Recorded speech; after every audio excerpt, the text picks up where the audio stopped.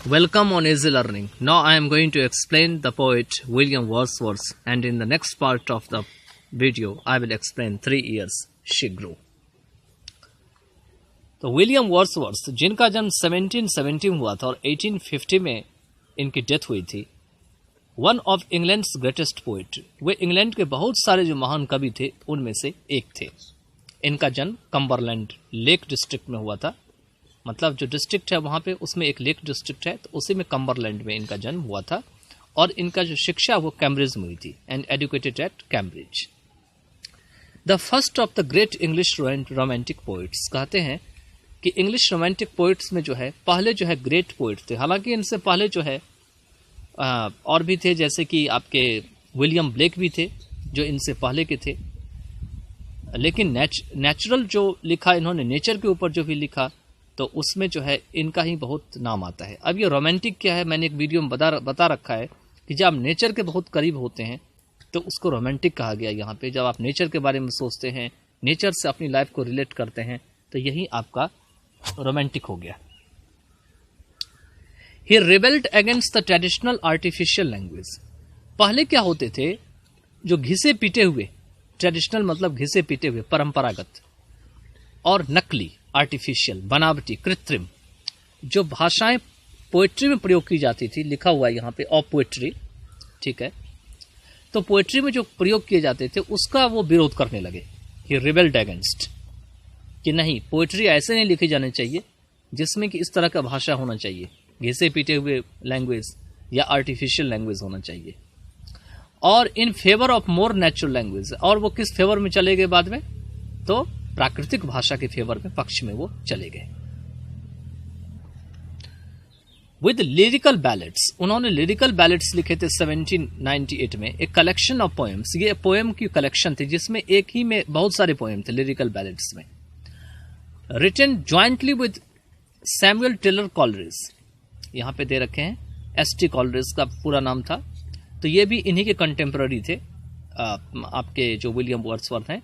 तो इनके साथ इन्होंने कोलैबोरेशन किया था, या ज्वाइंटली मतलब मिल के लिखा था, अकेले इन्होंने नहीं लिखा था इसको, लिरिकल बैलेट्स को।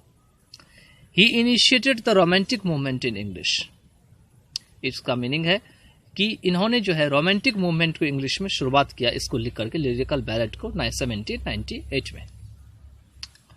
He brought about a revolutionary change in English poetry in both thought and style.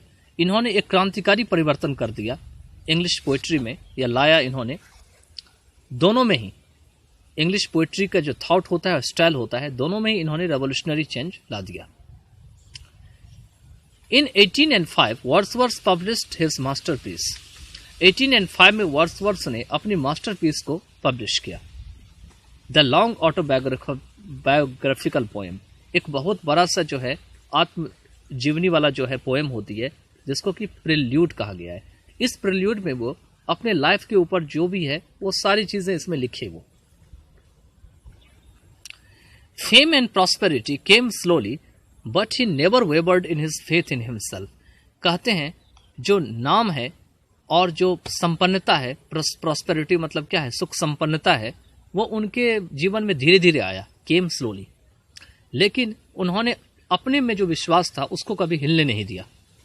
Never wavered in his faith in himself and his immortality as a poet, और अपनी जो पोएट के रूप में एक अमरता है, जो कभी नहीं मरने वाले लोग होते हैं, इमॉर्टलिटी मतलब अमरता, the person whose names are never dead they are called immortal, तो वही है, उसको कभी खत्म नहीं होने दिया। He became the poet laureate in 1843, वो 1843 में पोएट लॉरेट हुए। The subjects of his poetry are the beauty and mystery of nature, उनकी पोएट्री की जो विषय हुआ करती थी वो नेचर की जो रहस्य है, मिस्ट्री है, और जो ब्यूटी, सुंदरता है, वो हुआ करती थी। The intimate relationship between nature and man and the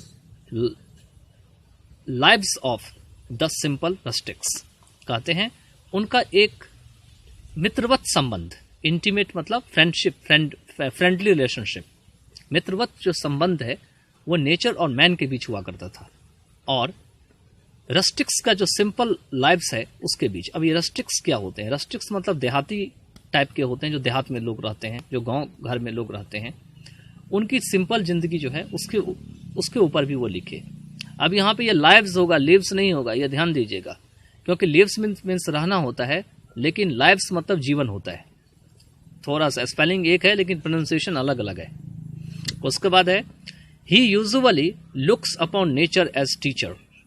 वह सामान्य रूप से जो है नेचर को ही टीचर के रूप में मानते हैं, कि नेचर ही जो है वो टीचर है। As it does in 3 years she grew, जैसे कि वह 3 years शी ग्रू में करते हैं। Which forms the celebrated series of the Lucy poems, जिसने कि लूसी पोएम्स की जो है एक सेलिब्रेटेड सीरीज का एक हिस्सा है या फॉर्म्स है। सेलिब्रेटेड सीरीज का मतलब हुआ कि एक के बाद एक सीरीज उसमें लिखी गई और वो सारे सीरीज फेमस होते चले गए, तो इसीलिए इसको सेलिब्रेटेड सीरीज कहे गए। ठीक है, तो चलिए अब next part of the video में I will explain poem 3 years she Guru.